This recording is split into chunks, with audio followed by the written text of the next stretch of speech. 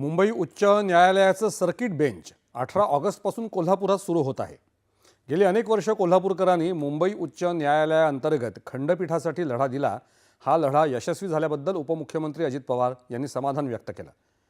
अजित पवार आज कोल्हापूर आणि सांगली जिल्ह्यांच्या दौऱ्यावर असून कोल्हापूर विमानतळावर त्यांनी पत्रकारांशी संवाद साधला। कोल्हापूर खंडपीठाच्या माध्यमातून न्यायदानाचं विकेंद्रीकरण होत असून त्याचा लाभ कोल्हापूर, सांगली, सातारा, सोलापूर, रत्नागिरी आणि सिंधुदुर्ग या 6 जिल्ह्यांना होणार आहे। इथल्या पक्षकारांना न्याय मिळणं सुलभ होईल असं अजित पवार म्हणाले। पक्षाचा विस्तार करणं गरजेचं असतं म्हणून आपण राज्यात दौरे करत असल्याचं उपमुख्यमंत्र्यांनी सांगितलं। आगामी स्थानिक स्वराज्य संस्थांच्या निवडणुकांच्या पार्श्वभूमीवर राष्ट्रवादी काँग्रेस पक्ष, शिवसेना तसंच भाजपा आपापल्या परीने प्रयत्न करत आहेत। याचा अर्थ आमच्यामध्ये विसंवाद आहे असा होत नाही असंही त्यांनी स्पष्ट केलं। स्थानिक स्वराज्य संस्थांच्या निवडणुका महायुती म्हणूनच लढवणार असल्याचंही त्यांनी सांगितलं। कोल्हापूरची विकास कामं मार्गी लावण्यासाठी 25 ऑगस्ट रोजी आढावा बैठक बोलावली आहे असंही अजित पवार यावेळी म्हणाले।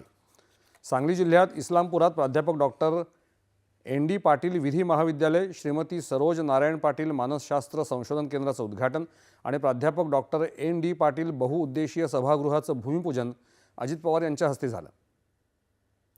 सांगली जिल्ह्यातल्या विविध विकास कामांचा आढावा उपमुख्यमंत्र्यांनी जिल्हाधिकारी कार्यालयात एका बैठकीमध्ये घेतला। यामध्ये म्हैसाळ उपसा सिंचन योजना, शक्तीपीठ महामार्ग, ड्रायफ्रूट आणि MIDC संदर्भात तसंच केंद्र शासन आणि राज्य शासनाच्या सुरू असलेल्या विविध विकास योजनांवर यावेळी चर्चा झाली।